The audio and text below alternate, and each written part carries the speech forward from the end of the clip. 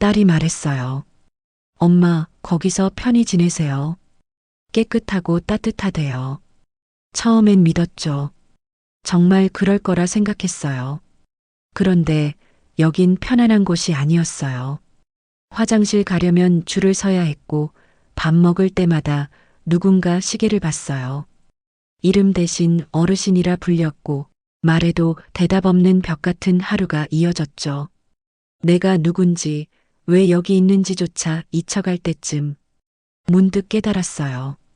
아, 여긴 돌봄이 아니라 조용한 감옥이구나. 그리고 그날 이후 나는 내 이름을 되찾기 위해 싸우기 시작했습니다. 안녕하세요. 누가 봐도 막장 같지만 진짜인 이야기, 막장 한 스푼. 지금 들어보시겠습니다. 핸드폰 화면에 민지라는 이름을 한참 바라보다가 떨리는 손가락으로 통화 버튼을 눌렀다. 민지야, 엄마야. 복도에서 또 누군가의 신음소리가 들리는데 302호 할머니였다. 매일 밤 같은 시간 같은 소리를 내며 간호사들은 익숙한 듯 발소리만 빠르게 지나가고 있었다. 여기 너무 시끄럽다. 창밖은 여전히 환한데 밤 10시가 넘었는데도 복도 불은 꺼지지 않았다. 형광등 특유의 차가운 빛이 천장에 부딪혀 내 얼굴까지 하얗게 만들고 있었다. 205호에서는 또 누군가 울고 있었는데 처음엔 그 소리에 잠을 못 잤지만 이젠 그냥 익숙해졌고, 아니 익숙해지는 게 더 무서웠다. 밤에도 불이 안 꺼지고 누가 자꾸 울어. 숨을 한번 크게 들이마시며 목소리가 떨리지 않도록 애썼다. 나 그냥 집에 가면 안 될까? 전화기 너머로 잠깐의 침묵이 흐르고 딸이 한숨 쉬는 소리가 작게 들렸는데 그 짧은 한숨 속에 담긴 의미를 나는 너무 잘 알았다. 엄마, 아직 회복이 덜 됐어요. 조금만 계세요. 그 말이 그렇게 차갑게 들릴 줄 몰랐다. 차갑다기보다는 정리된, 정해진 대답 같았는데 마치 의사 선생님이나 간호사가 하는 말처럼 들렸다. 민지야, 엄마는 괜찮아. 정말 괜찮아졌어. 계단도 혼자 오르내릴 수 있고, 엄마 지난주에 어지러워서 넘어지셨잖아요. 맞다. 그랬다. 하지만 그건 약 때문이었다고, 지금은 괜찮다고 말하려던 순간 딸의 다음 말이 이어졌다. 저도 걱정돼요. 하지만 의사 선생님이 최소 2달은 더 계셔야 한대요. 2달. 창밖으로 보이는 건 똑같은 건물, 똑같은 창문들 뿐이었다. 여긴 계절도 없었는데 봄이 와도 여름이 와도 그저 하얀 벽과 소독약 냄새만 가득했다. 엄마는 말을 잇지 못했다. 무슨 말을 해야 할까?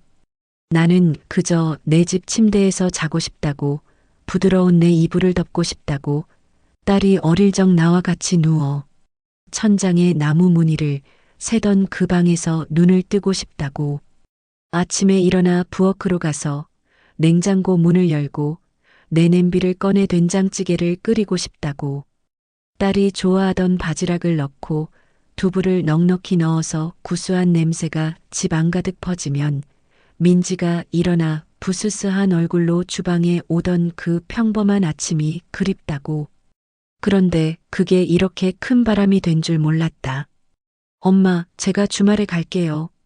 좋아하시는 호두파이 사갈게요. 통화가 끊겼다. 핸드폰을 꼭 쥔 채 나는 하얀 천장을 바라봤다. 302호 할머니의 신음은 계속됐고 형광등은 여전히 환했다. 집에 가고 싶다는 말이 이렇게 사치가 될 줄은 몰랐다. 짐을 다 풀고 나니 오후 2시였다. 복도를 천천히 걸어 공용 거실이라고 쓰인 방으로 향하는데 민지가 가기 전에 말했다. 엄마, 거기 가시면 다른 분들이랑 친해지세요. 혼자 있지 마시고요. 딸의 목소리에는 걱정보다는 당부가 더 많이 섞여 있었다. 문을 열자 넓은 공간이 나왔는데 TV가 켜져 있었고 여러 개의 소파와 의자들이 놓여 있었다.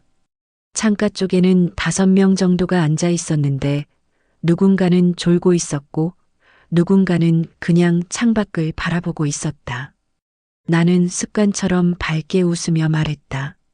안녕하세요. 저는 박선영이에요. 33년 동안 교단에 섰다. 새학기 첫날이면 늘 이렇게 시작했는데 밝게 웃으며 자기소개를 하고 아이들의 이름을 하나하나 외우고 눈을 맞추며 이야기를 들어주곤 했다. 그렇게 시작하면 어색함도 금방 풀렸다. 하지만 아무도 대답하지 않았다. 고개조차 들지 않았는데 창가의 할머니는 여전히 창밖만 바라봤고 소파에 앉은 할아버지는 눈을 감고 있었으며 TV 앞에 한 분은 화면만 뚫어져라 쳐다봤다. 나는 잠시 그 자리에 서 있었는데 입가의 웃음이 어색하게 굳어가는 게 느껴졌다. 다시 한번 조금 더 크게 말했다. 안녕하세요. 여전히 침묵이었다. 아이들 같으면 누군가 한 명쯤은 안녕하세요 하고 대답했을 것이다. 쑥스러워하면서도 혹은 장난스럽게라도 그러면 다른 아이들도 따라서 인사하고 금방 떠들썩해지곤 했다. 하지만 여기는 달랐다. 그 순간 깨달았는데 이곳은 학교가 아니었다. 여기는 누가 말해도 누가 들어주지 않는 곳이었고 배움이 없는 교실이었다. 아니, 교실이라고 부를 수조차 없는 곳이었으며 그저 시간을 견디기 위해 모인 사람들의 대기실 같은 곳이었다. 나는 천천히 빈 소파로 걸어가 앉았는데 가방을 무릎 위에 올려놓고 손을 꼭 쥐었다. 어떻게 해야 할지 몰랐고 그냥 앉아 있어야 하는 건지 나가야 하는 건지 알 수 없었다. TV에서는 트로트 경연 프로그램이 나오고 있었는데 누군가는 보고 있었지만 진짜 보는 건지 그냥 켜져 있으니 눈이 가는 건지 알 수 없었다. 처음 오셨어요? 옆 소파에서 누군가 나지막이 물었다. 고개를 돌리니 파마머리에 보라색 조끼를 입은 할머니가 날 보고 있었는데 민지가 말했던 봉자 할머니였다. 우리 침대 옆에 계신 분이 봉자 할머니세요. 말씀 잘 통하실 거예요. 네, 오늘 왔어요.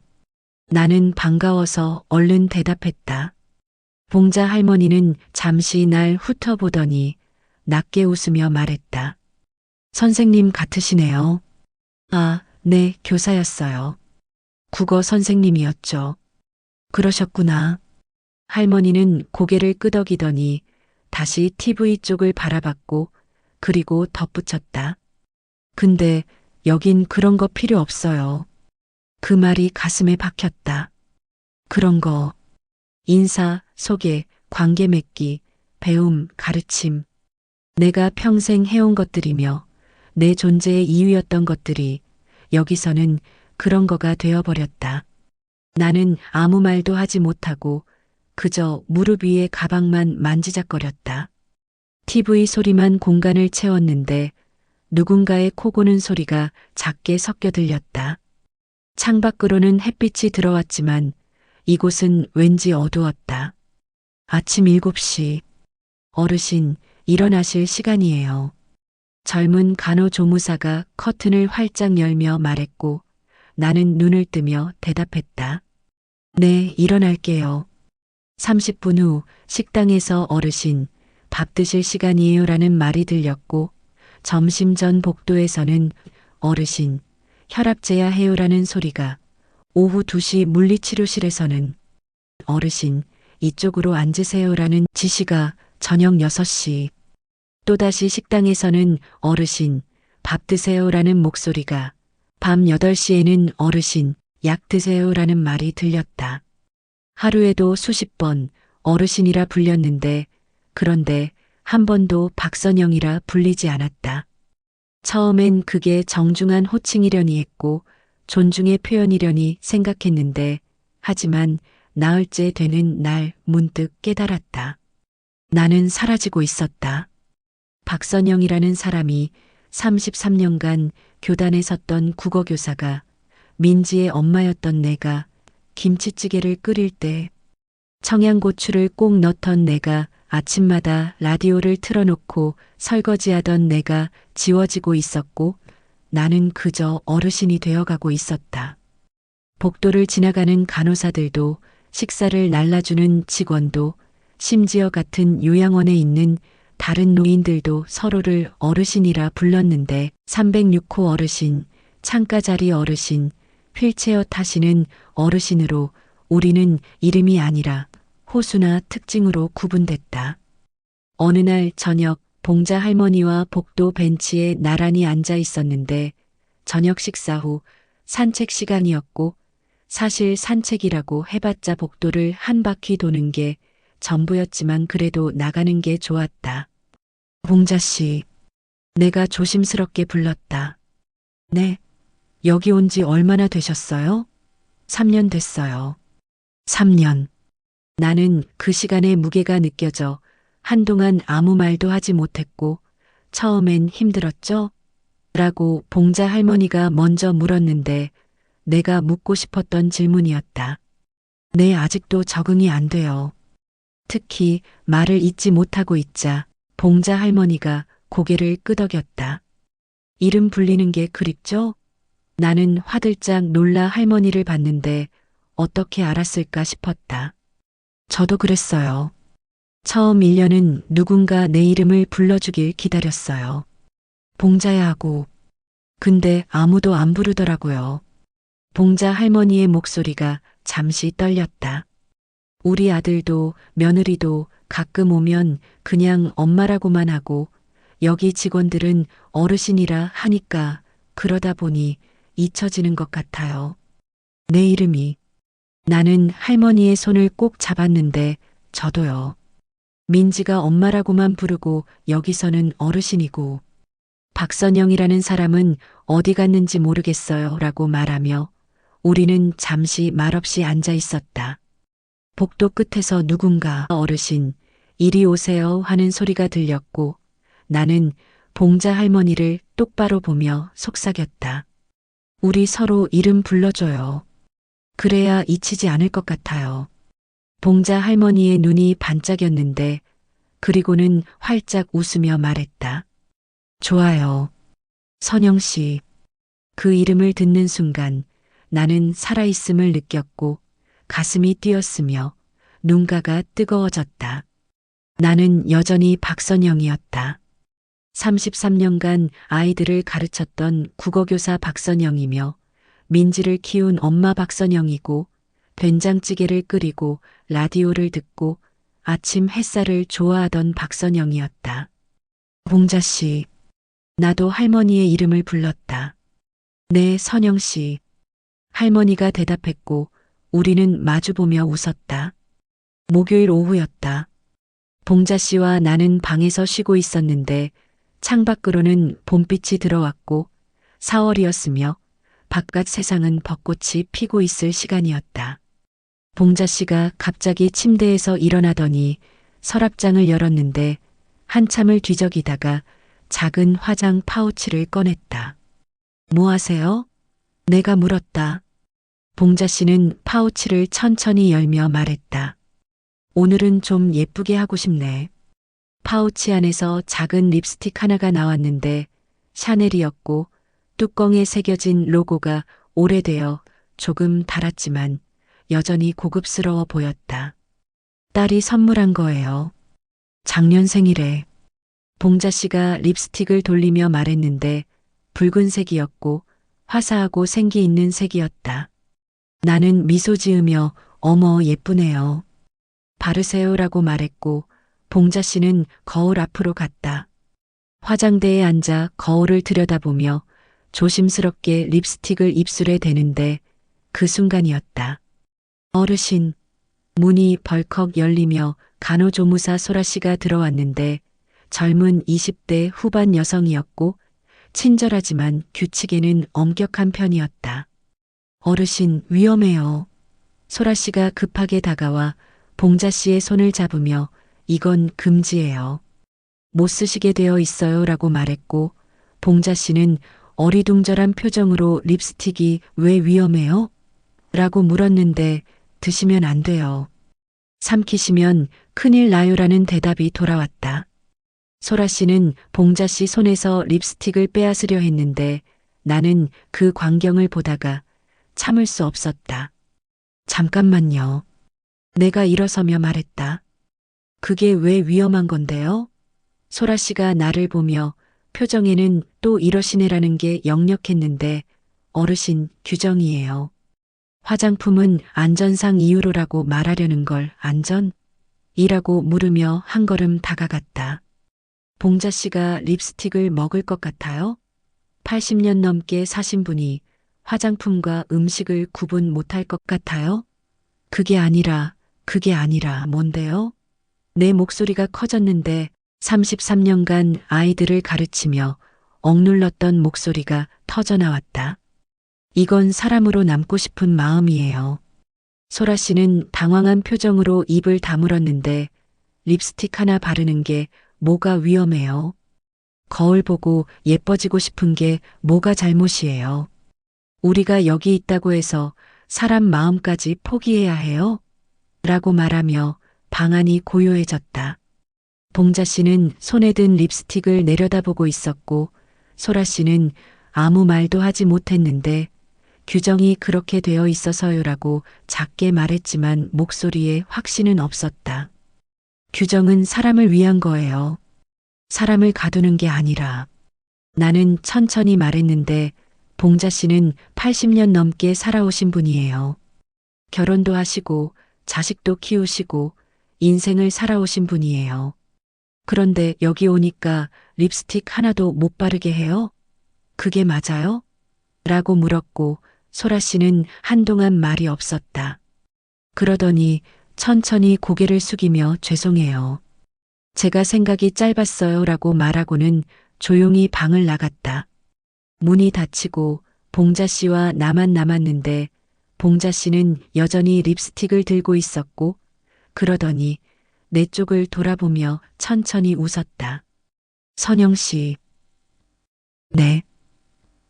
고마워요. 봉자 씨가 내 손을 꼭 잡았는데 손이 떨리고 있었다. 여긴 오래 있으면 사람 마음이 돌로 변해요. 나는 봉자 씨의 손을 감싸쥐었다. 아무것도 바라지 않게 되고 아무것도 원하지 않게 되고 그냥 시키는 대로 하고 주는 대로 먹고 그렇게 되더라고요. 봉자 씨의 눈가가 붉어졌는데 근데 선영 씨 같은 사람이 있으니까 아직은 괜찮은 것 같아요. 아직은 사람인 것 같아요라고 말하며 나는 봉자 씨를 꼭 안아주었다. 우리 끝까지 사람으로 남아요. 립스틱도 바르고 예쁜 옷도 입고 이름도 부르고 그렇게 살아요. 봉자 씨가 내 등을 토닥였고 그래요. 선영 씨라고 말하며 우리는 한참을 그렇게 안고 있었다. 그리고 봉자 씨는 다시 거울 앞에 앉았는데 조심스럽게 천천히 립스틱을 입술에 발랐고 붉은색이 입술에 번지며 봉자 씨의 얼굴에 생기가 돌았다. 어때요? 봉자 씨가 나를 보며 물었다. 아름다우세요. 나는 진심으로 말했고 봉자 씨는 거울을 보며 활짝 웃었는데 그 웃음 속에 80년을 살아온 한 여자의 존엄이 담겨 있었다. 그 말이 사람 마음이 돌로 변한다는 그 말이 그렇게 오래 남을 줄 몰랐다. 금요일 아침 나는 평소처럼 7시에 일어나 옆 침대를 봤는데 봉자 씨가 없었다. 화장실에 가셨나? 나는 세수를 하러 나갔는데 화장실에도 봉자 씨는 없었고 8시 아침 식사 시간에 식당으로 갔지만 봉자 씨의 자리는 비어 있었다. 봉자 씨 못 보셨어요? 옆 테이블 할머니에게 물었는데 할머니는 고개를 저으며 몰라요. 안 보이네요 라고 말했고 그뿐이었다. 더 이상의 관심은 없었고 나는 밥을 먹지 못하고 간호사실로 갔는데 당직 간호사에게 봉자 씨, 우리 방 봉자 씨 어디 계세요? 라고 물었다. 간호사는 차트를 보더니 담담하게 봉자 어르신요? 다른 병원으로 옮겼어요 라고 말했다. 네. 언제요? 새벽에요. 왜 갑자기요? 어디가 안 좋으셨어요? 자세한 건 저도 잘 인계받은 게 그게 다예요. 간호사의 말은 짧았는데 그리고 다시 차트를 보며 다른 일을 시작했다. 나는 멍하니 서 있었고 다른 병원? 이라는 생각이 들었는데 어제만 해도 괜찮았는데 립스틱 바르며 웃었는데 손을 꼭 잡고 고맙다고 했는데 싶었다. 방으로 돌아왔는데 봉자 씨의 침대는 텅 비어 있었고 이불은 반듯하게 개켜져 있었으며 침대 옆 테이블도 깨끗이 정리되어 있었다. 서랍을 열어봤는데 비어 있었다. 샤넬 립스틱도 파우치도 아무것도 없었고 마치 처음부터 아무도 없었던 것처럼 보였다. 하루가 지났다. 토요일 저녁 나는 복도를 걷고 있었는데 간호사실 앞을 지나가다가 안에서 작은 목소리가 들렸다. 봉자 어르신 일 조용히 처리 잘 된 거죠? 나는 걸음을 멈췄다. 네, 가족들 오시기 전에 다 정리했어요. 다행이네. 다른 어르신들 동요하시면 안 되니까. 심장이 쿵 내려앉았는데 새벽에 돌아가셨다는 거 맞죠? 라는 물음에 네, 새벽 4시쯤이요.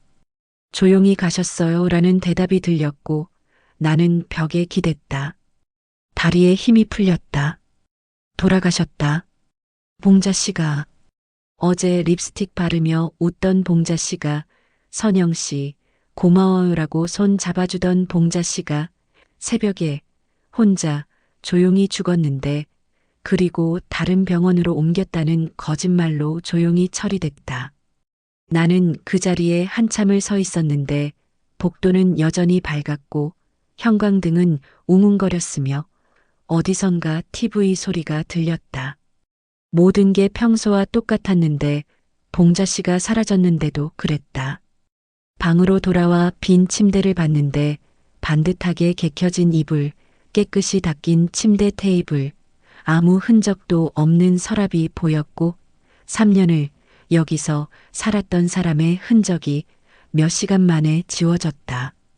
나는 침대에 앉아 그 빈 침대를 계속 바라봤는데 사람 마음이 돌로 변한다고 했던 봉자 씨의 목소리가 들리는 것 같았다.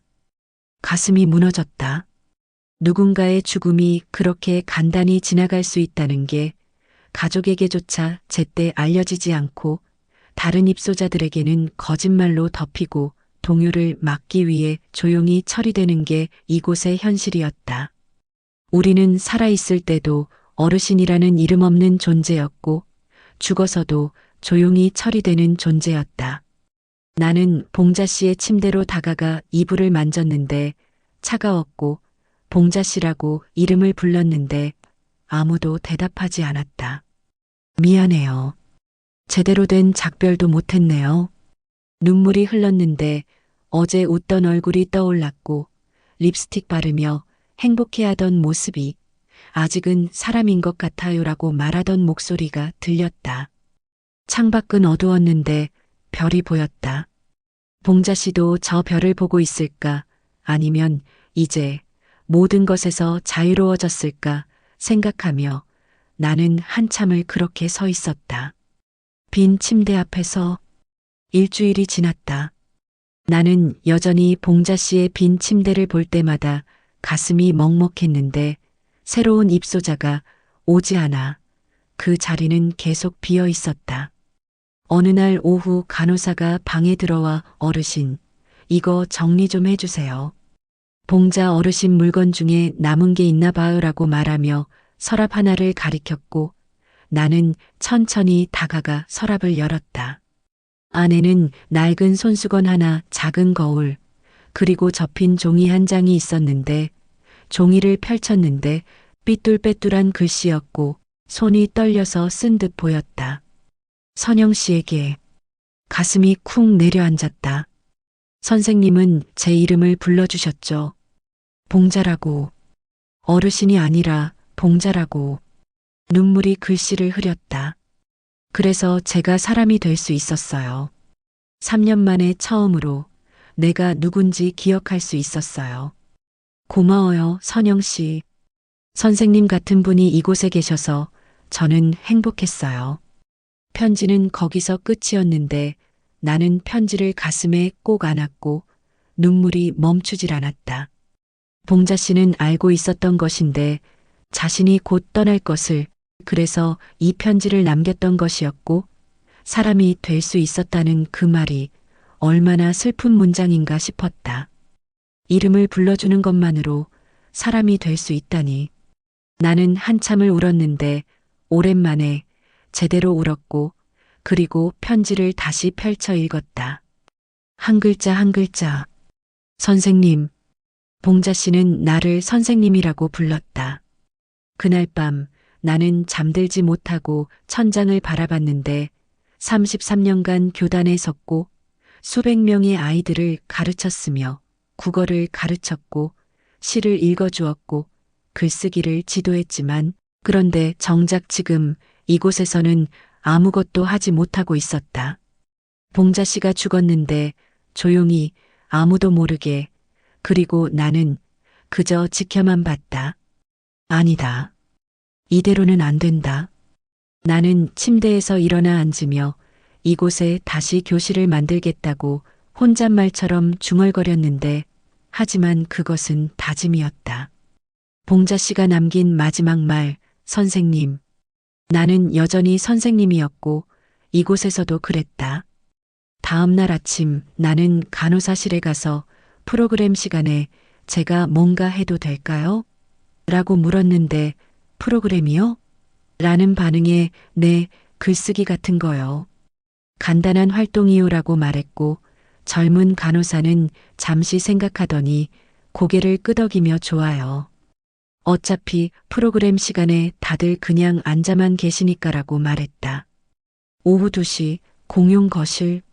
나는 종이와 펜을 챙겨 들고 갔는데 10명 정도가 앉아 있었고 대부분 TV를 보거나 졸고 있었다. 안녕하세요, 여러분. 몇몇이 나를 봤는데 대부분은 무반응이었고, 오늘은 함께 뭔가 해볼까 해요. 어렵지 않아요라고 말하며 나는 종이를 한 장씩 나눠주기 시작했다. 이름을 적어볼까요? 한 할아버지가 어리둥절한 표정으로 이름을요? 라고 물었고, 네. 당신의 이름. 당신의 이야기니까요 라고 대답했다. 종이를 받은 사람들은 망설였는데 펜을 쥐기조차 낯선 듯했고, 제 이름은 박선영이에요. 여기 이렇게 써볼게요 라고 말하며 내 종이에 박선영이라고 크게 쓰고 들어보였다. 자, 이제 여러분 차례예요. 천천히 해도 괜찮아요. 한참의 침묵 후 한 할머니가 조심스럽게 펜을 들었는데 떨리는 손으로 천천히 글자를 썼다. 김순옥. 나는 그 이름을 읽었다. 김순옥 할머니시군요. 예쁜 이름이세요. 할머니가 수줍게 웃었는데 그러자 하나둘씩 사람들이 펜을 들기 시작했고 이만숙, 최영자, 박철호라는 이름들이 종이 위에 새겨졌다. 나는 한 사람 한 사람의 이름을 소리내어 읽었는데 이만수 할아버지, 최영자 할머니, 박철호 할아버지라고 부르자 그들의 얼굴에 변화가 일었고 작지만 분명한 변화였다. 누군가는 눈시울을 붉혔고 누군가는 환하게 웃었다. 그날 이후 복도엔 조금씩 변화가 일었는데 순옥 씨, 오늘 기분 어때요?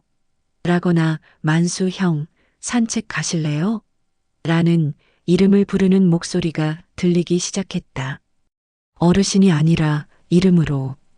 작은 변화였지만 분명한 변화였고 나는 매일 프로그램 시간마다 그들과 함께 했는데 이름 쓰기, 짧은 문장 쓰기, 옛날 이야기 나누기를 하며 그들은 천천히 조금씩 다시 사람이 되어갔고, 그리고 나도 다시 선생님이 되어갔다. 밤마다 나는 봉자 씨의 편지를 꺼내 읽었는데 고마워요. 선영 씨라는 말에 아니에요, 봉자 씨. 고마운 건 저예요. 당신이 제게 다시 길을 보여줬어요 라고 속삭였고 창밖의 별을 바라보며 봉자 씨도 저 별 어딘가에서 미소 짓고 있을 것이라고 생각했다. 화요일 오후 프로그램 시간이었는데 오늘은 시를 낭송하기로 했고 윤동주의 서시를 골랐다. 죽는 날까지 하늘을 우러러 한 점 부끄럼이 없기를. 내가 천천히 읽어내려가자 거실은 조용해졌는데 TV 소리도 꺼졌고 모두가 귀를 기울였다. 잎새에 이는 바람에도 나는 괴로워했다. 김순옥 할머니 눈가가 붉어졌고 이만수 할아버지는 눈을 감고 듣고 있었다. 시를 다 읽고 나서 잠시 침묵이 흘렀는데 그때 최영자 할머니가 천천히 손을 들었다. 선생님, 나는 깜짝 놀랐다. 처음으로 할머니가 손을 든 것이었다. 네, 영자 할머니. 제가 옛날에 좋아했던 시가 있는데요. 기억이 안 나요. 뭐였더라? 할머니는 한참 생각하더니 나보기가 역겨워 가실 때에는 그 시예요라고 말했는데 아, 김소월의 진달래꽃이시네요 라고. 내가 대답하자 맞아요. 그거예요. 라며 할머니가 환하게 웃었다. 다음 시간에 같이 읽어볼까요? 좋아요. 프로그램이 끝나고 사람들이 하나둘씩 일어났는데 그때 박철호 할아버지가 내게 다가왔다. 박선영 선생님. 나는 움찔했다. 박선영. 선생님. 내 이름을 불렀는데 처음으로 그랬다. 네, 할아버지. 오늘 시 낭송 정말 좋았어요. 오랜만에 마음이 따뜻해졌어요. 그 한마디가 이렇게 따뜻할 줄 몰랐는데 가슴이 벅차올랐고 눈시울이 뜨거워졌다. 고맙습니다, 할아버지. 나는 할아버지의 손을 꼭 잡았다. 박선영. 누군가 내 이름을 불렀는데 어르신이 아니라 내 이름을 불렀고 나는 여전히 박선영이었으며 선생님이었다. 그날 저녁 나는 방으로 돌아와 오랜만에 일기를 썼다. 오늘 누군가 내 이름을 불렀다. 박선영이라고. 그 순간 나는 살아있음을 느꼈다. 다음 날 오전 원장실로 호출됐다. 박선영 어르신 앉으세요. 원장은 50대 중반의 여성이었는데 정장을 입고 서류를 보며 요즘 프로그램 시간에 뭘 하신다고 들었어요. 라고 말했고 네, 간단한 활동이요. 글쓰기, 시 낭송, 이야기 나누기라고 대답하자 그게 문제예요 라고 원장이 서류를 내려놓으며 나를 봤다. 자율 프로그램은 효율이 떨어집니다. 효율이요? 네. 우리는 정해진 프로그램을 돌려야 해요.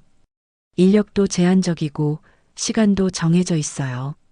어르신이 하시는 건 관리가 안 돼요. 나는 천천히 말했다. 관리요? 사람들이 좋아하는데도요? 라고 물었는데 그건 중요하지 않아요 라는 대답이 돌아왔고 원장의 목소리는 단호했다. 중요한 건 효율이에요. 정해진 시간에 정해진 인원이 정해진 활동을 하는 것. 그래야 관리가 되고 보고가 되고 평가가 돼요. 나는 말문이 막혔는데 그러니까 중단하세요. 앞으로는 정규 프로그램만 참여하세요 라는 말에 하지만이라고 시작하려다가 이건 경고예요. 원장의 차가운 눈빛을 마주했다. 효율, 관리, 보고, 평가. 인간의 마음이 숫자로 계산되는 곳이었구나.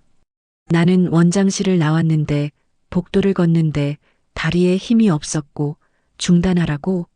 라는 생각이 들었다.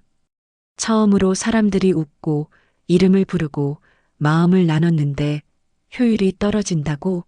라는 생각에 방으로 돌아와 침대에 앉았다. 봉자 씨의 빈 침대가 보였는데 서랍을 열어 봉자 씨가 남긴 편지를 꺼냈고 그 옆에 작은 사진이 있었다. 봉자 씨가 웃고 있는 사진이었는데 가족 사진이었다. 나는 사진을 들여다보며 봉자 씨라고 조용히 말했는데 원장이 중단하래요. 효율이 떨어진대요라고 말하며 사진 속 봉자 씨는 여전히 웃고 있었다. 하지만 나는 멈출 수 없어요. 눈물이 흘렀는데 봉자 씨, 나는 잊히지 않을 거예요 라고 말하며 사진을 가슴에 꼭 안았고 당신도 잊히게 두지 않을 거예요 하고 속삭였다. 창밖은 어두워지고 있었는데 별이 하나둘 떠올랐고 나는 결심했다.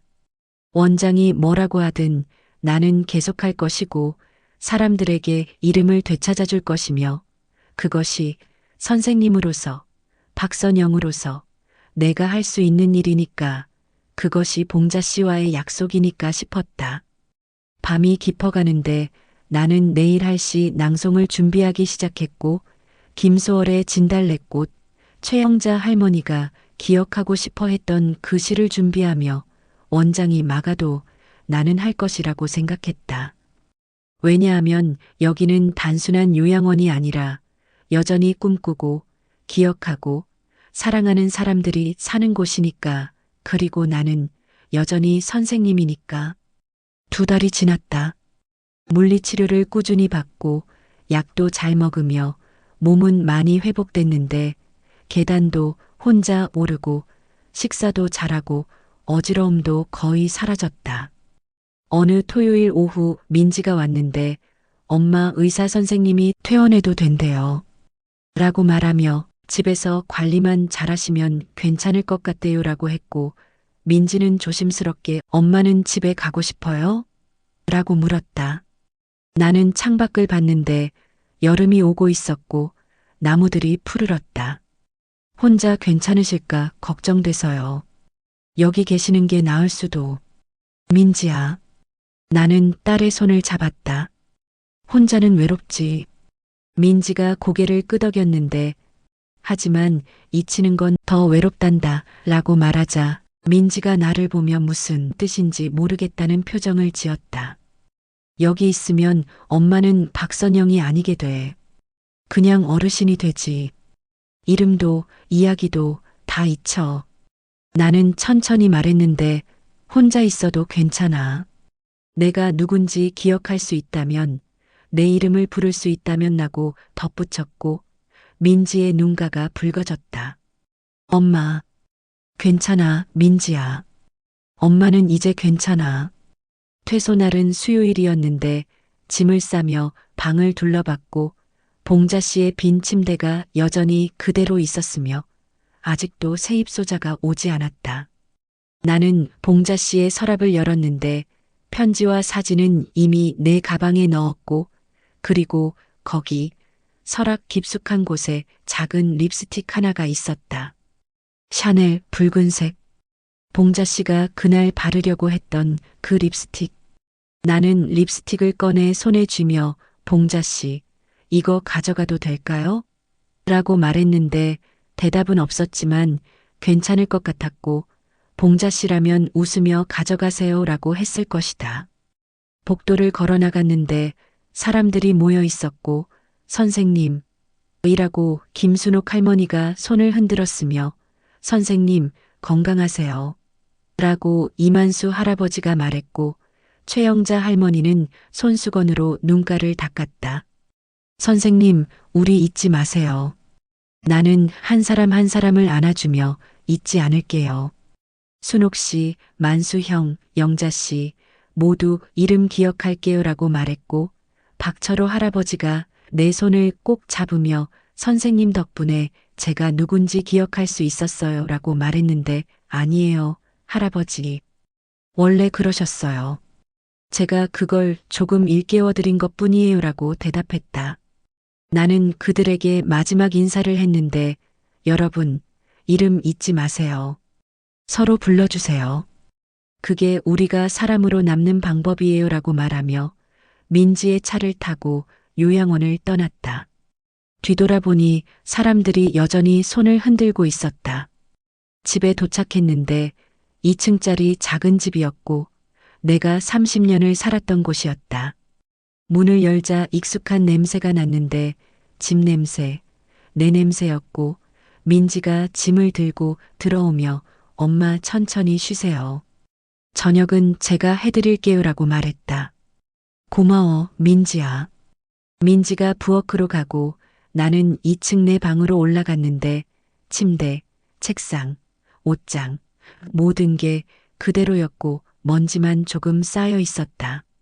나는 가방에서 봉자 씨의 립스틱을 꺼냈는데 그리고 화장대 앞에 앉아 거울을 봤고 조금 야윈 얼굴, 하얗게 센 머리카락들, 주름진 눈가가 보였지만 그 안에 여전히 박선영이 있었다. 나는 립스틱 뚜껑을 열었는데 붉은색이 선명했고 천천히 조심스럽게 입술에 발랐다. 붉은색이 입술에 번지며 얼굴에 생기가 돌았는데 나는 거울 속 나를 바라보며 속삭였다. 박선영, 반가워. 거울 속에 내가 웃고 있었는데 오랜만이었다. 이렇게 환하게 웃는 내 모습을 보는 게 나는 혼자가 아니었는데 봉자 씨가 함께였고 순옥 씨, 만수형, 영자 씨, 철호 할아버지 모두가 내 안에 있었다. 그들의 이름을 나는 기억할 것이고 그리고 나는 내 이름을 잊지 않을 것이다. 창밖으로 햇살이 들어왔는데 따뜻했고 아래층에서 민지가 요리하는 소리가 들렸으며 된장찌개 냄새가 올라왔다. 나는 일어나 창문을 열었는데 바람이 들어왔고 여름 냄새였다. 자유로웠다. 나는 다시 거울을 봤는데 붉은 입술의 박선영이 거기 있었고 이제 괜찮아라고 스스로에게 말했다. 우리 괜찮아. 그리고 나는 아래층으로 내려갔는데 딸과 함께 집에서 내가 좋아하는 된장찌개를 먹기 위해 박선영으로 살기 위해 누군가는 요양원을 편안한 곳이라 말하지만 나에겐 기억을 잃는 곳이었다. 그래서 나는 내 이름으로 다시 살기로 했다. 여러분 기억하세요. 건강을 잃기 전에 나를 잃지 마세요.